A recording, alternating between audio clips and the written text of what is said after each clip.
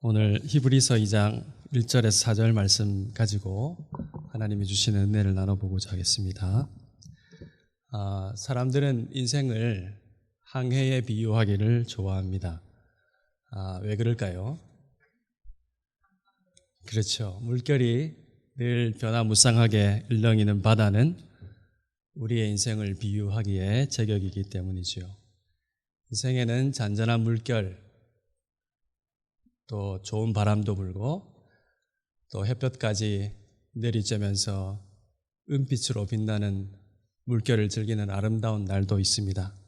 하지만 때로는 높은 파도와 매섭게 몰아치는 폭풍으로 혹독하고 고통스러운 나날을 보낼 때가 있습니다. 역경이 있습니다. 예측 불허, 그야말로 예측 불허지요. 그런 바다라는 공간은 무슨 일이 있을지 모르는 우리의 인생 여정의 한 단면을 보여줍니다. 그래서 사람들은 삶은 항해와 같다, 그렇게 말하기를 무척 좋아합니다. 그런데 여러분, 여기서 우리가 한번 생각해 볼 게 있습니다. 항해란 말, 이 성립하기 위해서는 무엇이 있어야 하는가 하는 것이죠. 생각해 보시죠. 배가 있어야 되겠죠, 당연히. 배가 없으면 안 되죠. 그리고 뭐가 있어야 되겠습니까? 가는 것이 있어야 됩니다. 필요하죠. 가는 곳이 없으면 그거를 승선 이렇게 얘기하죠. 배 구경이라고 하지 항해라고 얘기하지 않습니다. 그리고 마지막으로 아주 중요한 것이 있는데 바로 항구가 있어야 됩니다. 항구가 있어야 닻을 내리고 짐도 싣고 정작 가야 될 사람들을 태우고 다닐 수가 있죠. 항구가 있어야 정박을 해서 쉬기도 하고 기름도 보충하고 고장난 곳을 고치기도 하고, 항구가 있어야 앞으로의 여정이 어떻게 될 것인가 편안한 마음으로 살펴볼 수 있는 기회를 가질 수가 있겠죠. 항구가 있어야 폭풍우 속에서도 배를 안전하게 묶어둘 수가 있겠지요. 오늘 본문은 오늘 우리의 삶에 대해서, 여러분의 인생에 대해서 묻고 있습니다. 저와 여러분의 항해에 대해서 질문하고 있습니다. 오늘 본문이 묻고 있어요. 우리의 목적지가 어디인가? 우리는 그 목적지를 알고 있는가? 그리고 그와 동시에 우리에게 진정한 항구가 있는가? 그렇게 질문하고 있습니다. 여러분, 여기서 우리가 솔직하게 대답해 보아야 합니다. 여러분, 한번 솔직하게 생각해 보십시오. 우리가 가야 할 최종 목적지가 어디이며 또 우리에게는 참으로 진정한 항구가 있는가 하는 것을 생각해 볼 수 있기를 바랍니다. 승선이나 배 구경이나 빙빙 도는 방황이 아니라 어디로 갈지 아는 항해를 하고 있는지 우리에게 묻고 있습니다. 닻을 내리고 쉬기도 하고 참으로 안전한 포구에서 배를 묶어 두어서 쉴 수 있는, 그리고 가야 할 길을 다시 확인할 수 있는 진정한 항구가 있는지 우리에게 질문하고 있습니다. 본문의 말씀으로 하나님께서 허락하신 은혜를 여러분과 함께 나누어 보기를 원합니다. 본문 1절을 한번 보십시오. 다 함께 읽어보겠습니다. 시작. 그러므로 우리는 들은 것에 더욱 유념함으로 우리가 흘러 떠내려가지 않도록 함이 마땅하니라. 1절 말씀이 어떻게 하라고 말씀합니까?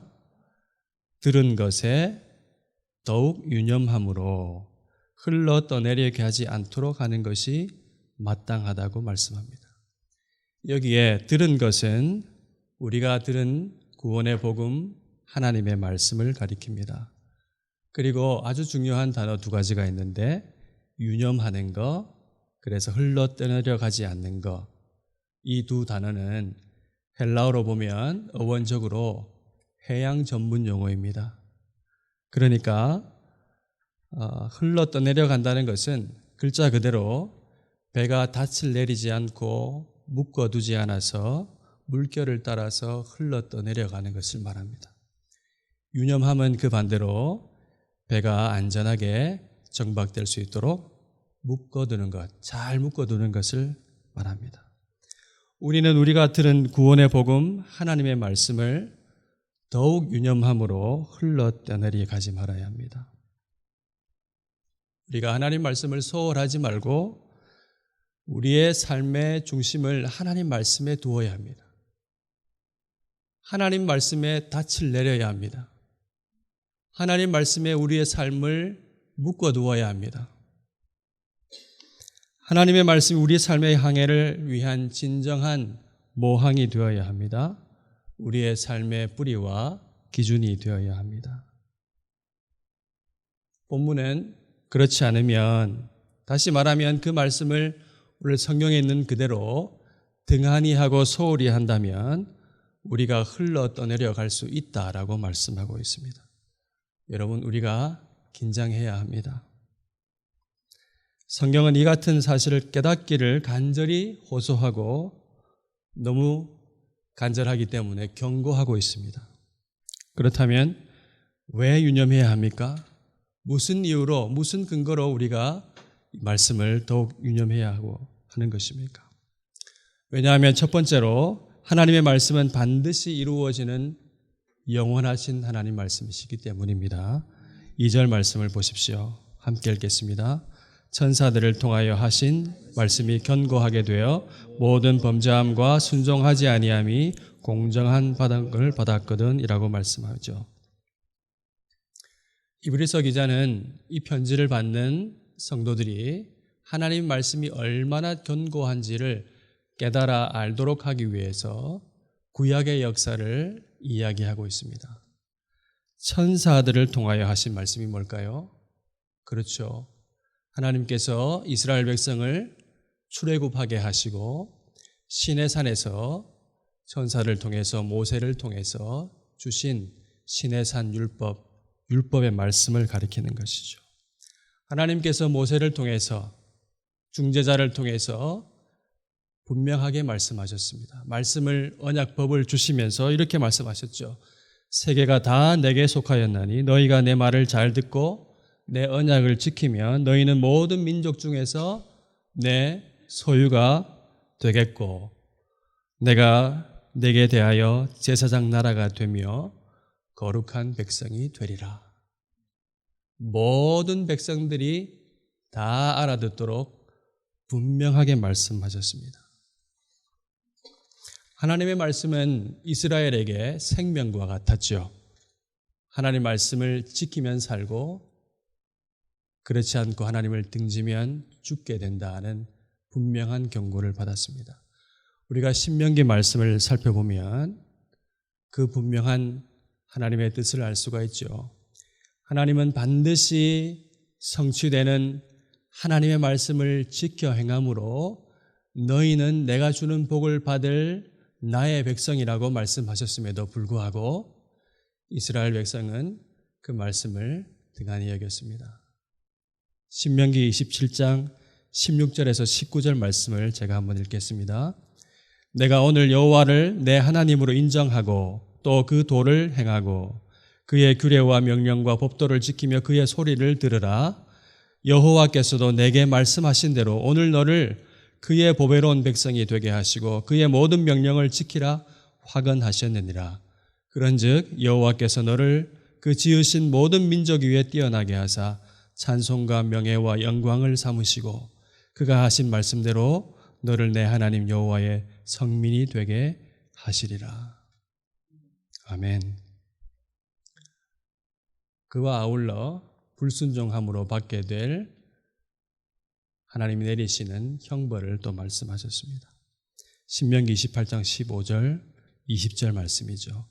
내가 만일 내 하나님 여호와의 말씀을 순종하지 아니하여 네가 오늘 내게 명령하는 그의 모든 명령과 규례를 지켜 행하지 아니하면 이 모든 저주가 내게 임하며 내게 이를 것이니 너가 악을 행하여 그를 잊음으로 내 손으로 하는 모든 일에 여호와께서 저주와 혼란과 책망을 내리사 망하며 속히 파멸하게 하실 것이며 이스라엘은 하나님의 언약 백성으로서 하나님의 은혜로 허락하신 이 율법을 지켜 행함으로 고통스러운 게 아닙니다. 여러분, 우리가 착각합니다. 어떤 규칙, 율법, 하나님의 말씀, 나의 삶이 메이는다고 생각하는데 그 항구에 줄이 묶여 있고 나의 삶을 거기에 걸면 걸수록 하나님의 말씀은 우리의 영혼을 자유롭게 합니다. 그러나 그들은 가나안에 들어가서 하나님을 저버렸죠. 우상을 섬겼습니다. 풍요와 다산의 신을 따라서 같이 춤을 추었죠. 급기야는 왕정시대 때 하나님의 율법책이 어디 있는지도 몰랐습니다. 성전을 수리하다가 발견됐죠. 그들의 처절한 형편이 그 사건을 통해서 드러났습니다. 하나님 말씀은 살아있습니다. 말씀하신 그대로 지키십니다. 하나님께서 말씀을 이렇게 해 놓으시고 안 지키신다면 우리가 믿을 필요가 없습니다. 하나님의 말씀은 반드시 이루어집니다. 결국 그들은 불순종의 죄악을 따라서 철저히 패망하여 바벨론의 포로가 되었습니다. 말씀하신 그대로 공정한 보응을 받았습니다. 여러분, 하나님의 말씀은 확실합니다. 영원합니다. 불변합니다. 확실한 효력을 가지고 있습니다. 말씀하신 대로 이루어집니다. 이것이 2절에 나와 있는 견고하게 되어라는 그 말씀의 의미입니다. 법적인 용어예요. 법대로 되었다. 법이 효력을 발휘했다는 것입니다.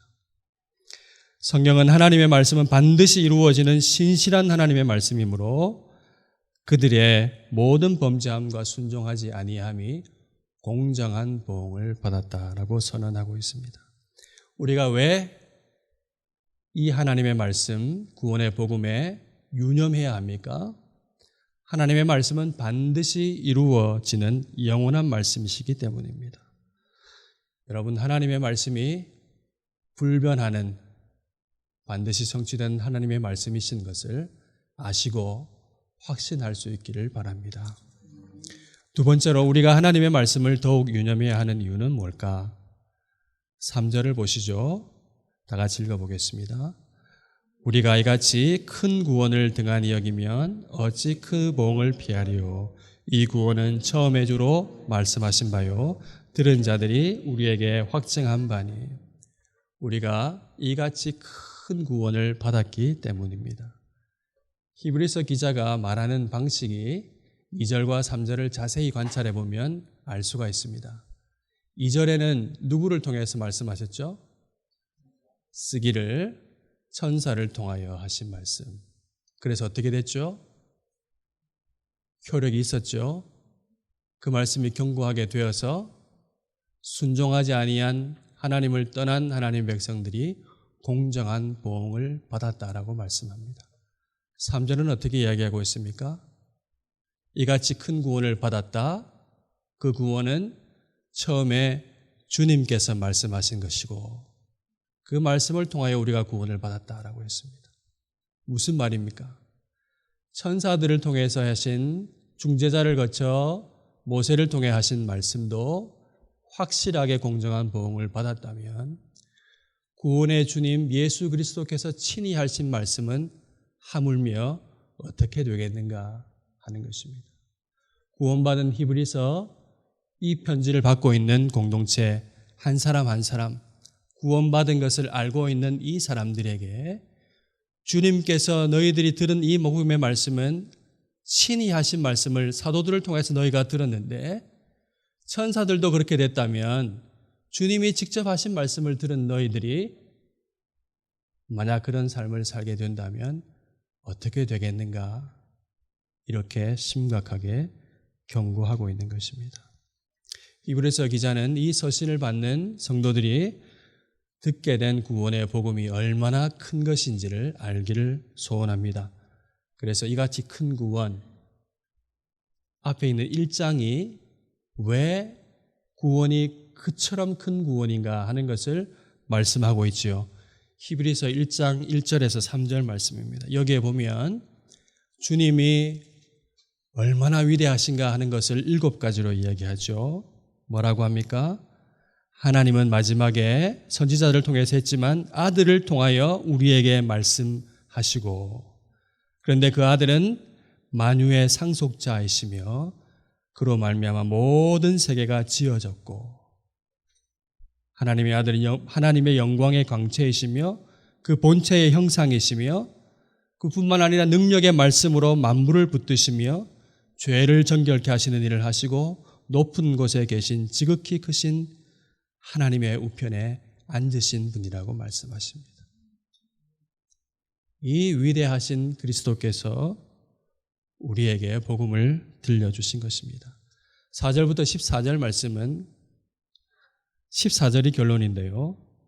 결국 천사들의 얘기에서 얘기하는데 뭐라고 합니까? 천사들은 섬기는 영으로서 구원받을 상속자들 위하여 섬기라고 보내신 존재이다.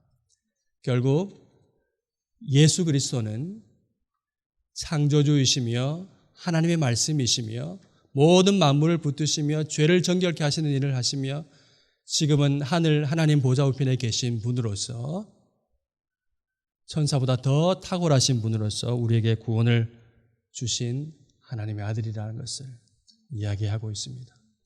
여러분, 우리가 이같이 큰 구원을 받았습니다. 하나님께서 우리를 어떻게 구원하셨습니까? 하나님이 우리를 향하신 놀라운 사랑을 말씀이 육신이 되어 그 아들을 이 세상에 보내주시고, 아들은 아버지를 노래하면서 하나님 아버지의 뜻을 전하면서 구원의 그 큰 일 이루시는 말씀들을 하셨습니다. 내가 곧 그 길이요 그 진리요 생명이니 나로 말미암지 않고는 나에게 아버지께로 올 자가 없느니라. 나는 부활이요 생명이니 무릇 나를 믿는 자는 죽지 아니하겠고 무릇 살아서 믿는 자는 영원히 죽지 아니하리라 하신 그 말씀 그대로 십자가에 달리셨죠. 그리고 우리를 위해서 부활하셨습니다. 여러분, 우리가 잊을 때가 많아요. 복음 이렇게 쉽게 얘기하니까 얼마나 기쁜 소식인지 잊을 때가 많습니다. 히브리서 1장 1절에서 3절에 이야기하는 이 크신 하나님이 여러분을 위해서 이 세상에 오시고 우리 죄를 위해서 대속의 죽음을 죽으시고 거기서 그치는 것이 아니라 우리가 오늘 하나님 영원한 연합을 이룰 그 하나님을 우편에 먼저 오르셔서 우리 길을 예비하신 그 주님의 사랑을 생각할 수 있기를 바랍니다. 하나님이 전능하신 분이시죠. 그러나 못하신 게 한 가지 꽉 있었습니다. 다 하실 수 있는데 십자가에서 못 내려오셨어요. 죄로 죽을 수밖에 없는 본질상 진노의 자식인 우리를 구원하시기 위해서 하나님의 사랑과 공의를 만족시키기 위하여 아들은 아버지의 사랑에 끊어지는 놀라운 고통을 당하시면서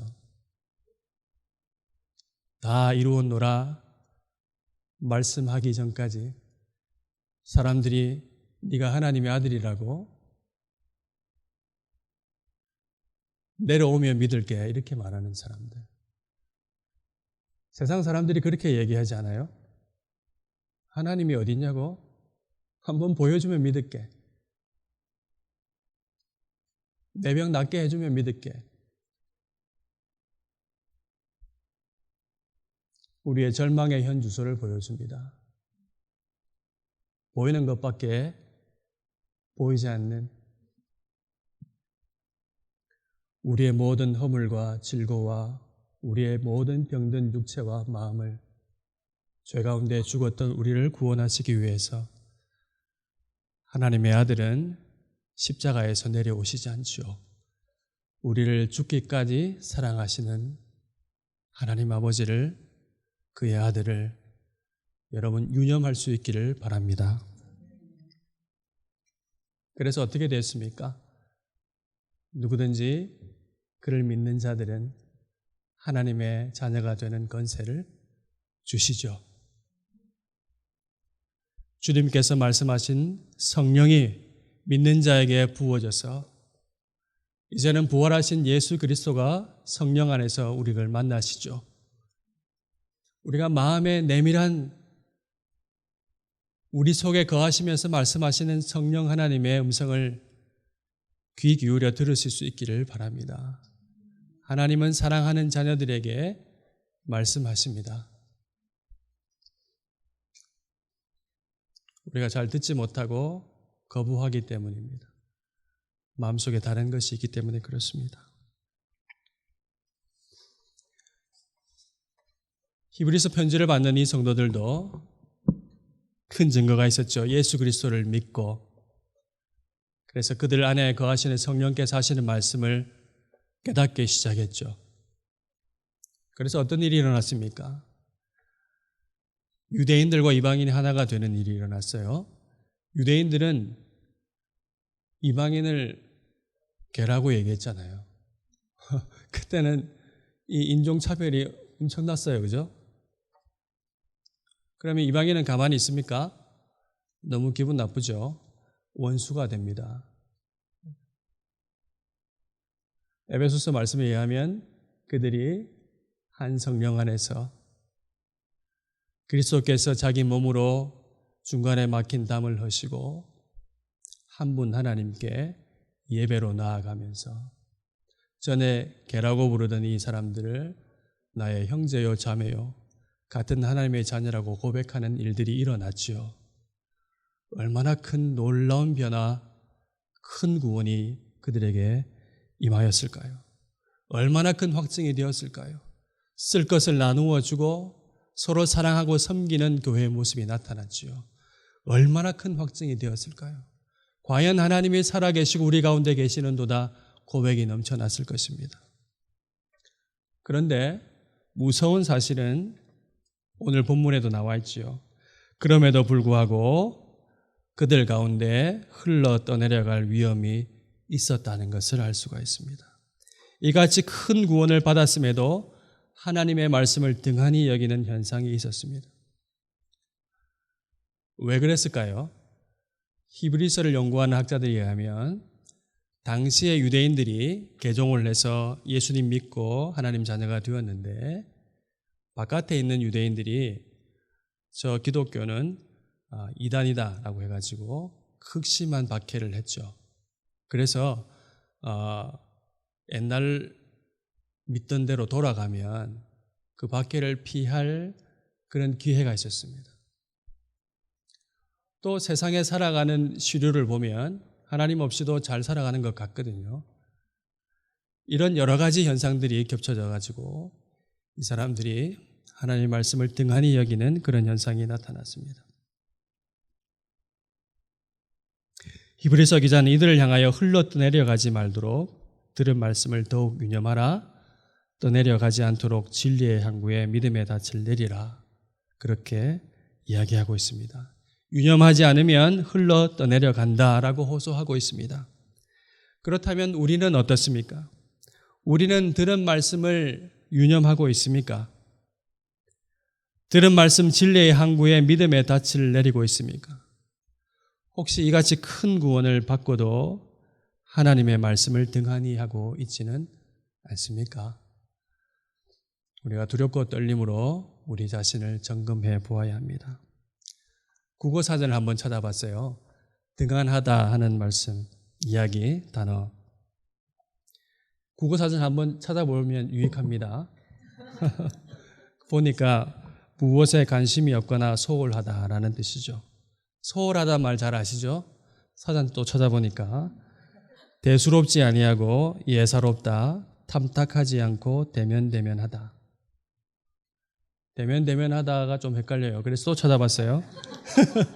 그러니까 친밀감이 없고 신중하지 않고 조심스럽지 않다. 국어 표준 대사전입니다.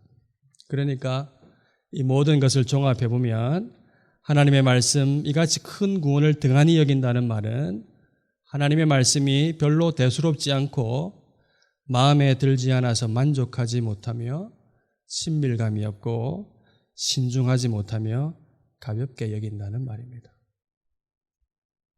생각나는 사람 한 사람 있죠. 에서라는 사람입니다. 야곱의 형이죠. 에서가 어떻게 했죠? 야곱에게 장자의 고난을 죽 한 그릇 팔았습니다. 가만 생각해 보십시오. 에서의 아버지가 누군가요? 예, 이삭이죠. 그 다음에 그 할아버지는 아브라함입니다. 이삭이 하나님 얘기 안 했겠습니까? 할아버지 아브라함을 향해서 너는 친척 본토 아비 집을 떠나서 내가 가라고 한 곳으로 떠나라라고 말씀하셨던 그 하나님.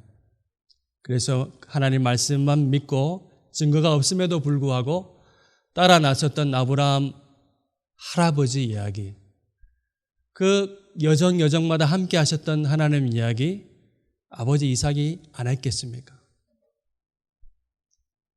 이삭도 추억이 있지요. 잊을 수 없는 사건이 있습니다. 자기가 산지니만 했을 때 아버지가 갑자기 나귀에 짐을 세우더니 산으로 가자 그랬어요. 모리아산 이야기.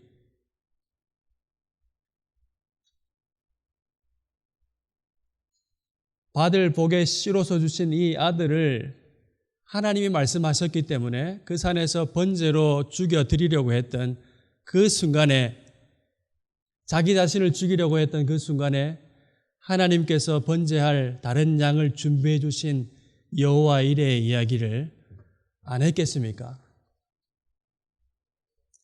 아버지는, 할아버지는 그 아들에게 분명한 들려줄 얘기가 있었고, 야곱과 에서는 분명히 아버지 무릎팍에서 그 이야기를 들었을 것입니다. 우리 하나님은 어떤 분이신가? 출애굽하게 하시며 우리에게 율법을 주시고 사랑으로 인도하시는 구원의 하나님이신 것을 그가 듣지 않았겠습니까? 그럼에도 불구하고 에서가 이렇게 행동하고 있는 것은 참으로 놀라운 일이죠. 등한히 하는 습관이 얼마나 무서운지를 우리에게 보여주는 것입니다. 에서에게는 이 하나님의 말씀, 생명과 의 같은 하나님의 말씀이 잠시 배고픈 것과 바꿀 만한 것이었죠.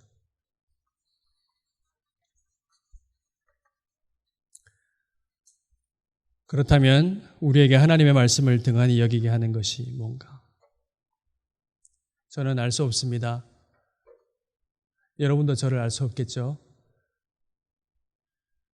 하나님 앞에서 솔직하게 생각하고 돌이킬 수 있기를 바랍니다.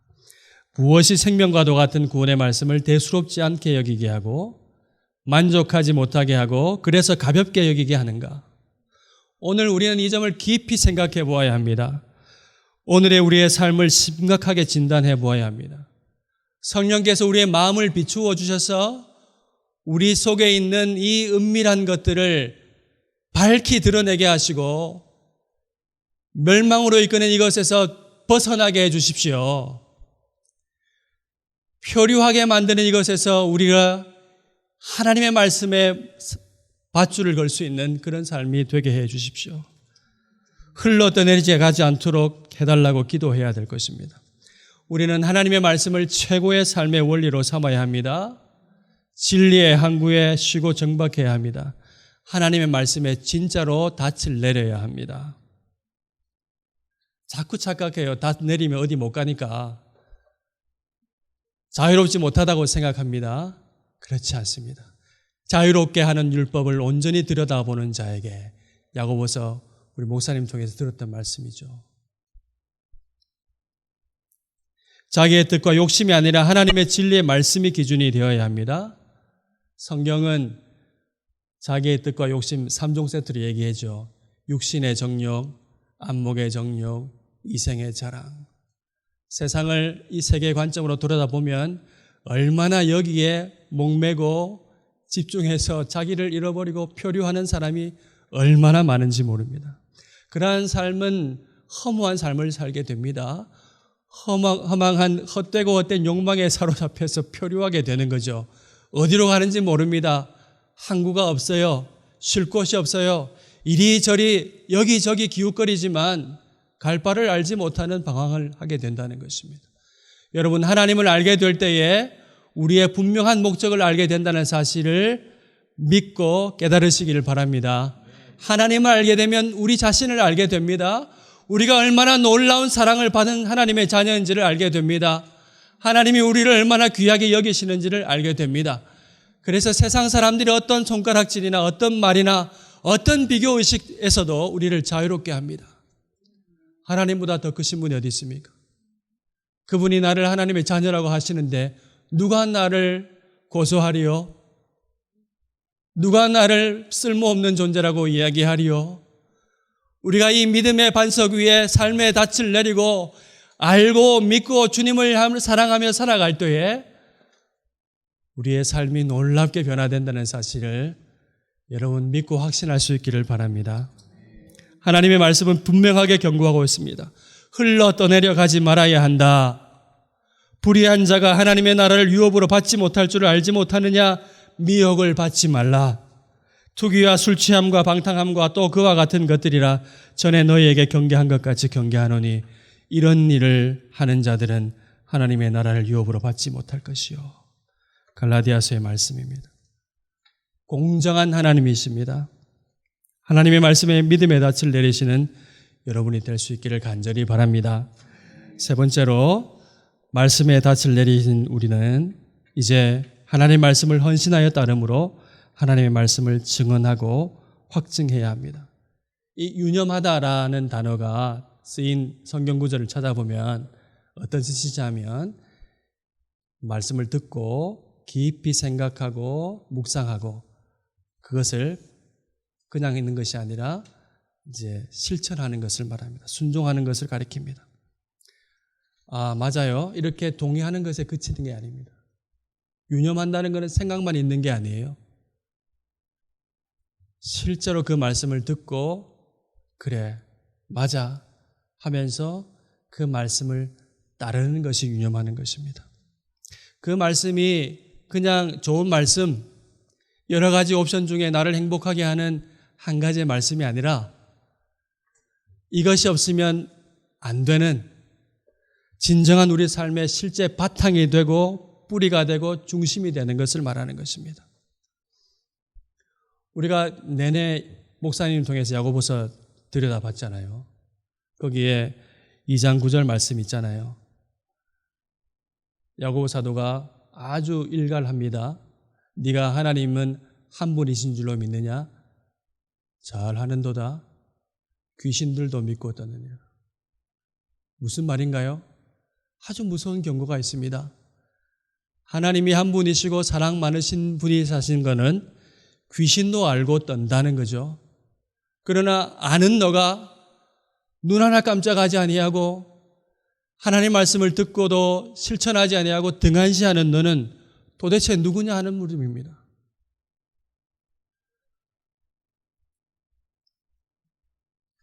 아무리 생수가 강물처럼 태평양처럼 넘쳐나도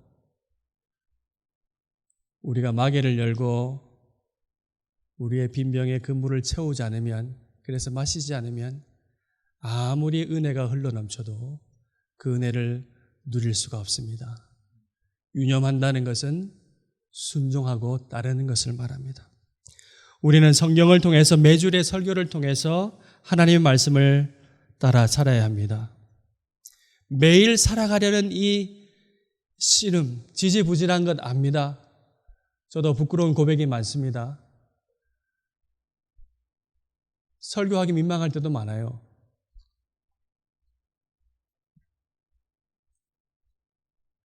그러나 내 모습 이대로 받으시는 하나님을 신뢰하고 그럼에도 불구하고 다시 회개하고 돌이키는 삶, 잘 안 되는 것 때문에 가슴이 아프고 도대체 왜 이랬습니까? 라고 기도할 수 있는 그 씨름의 삶이 유념하는 삶입니다.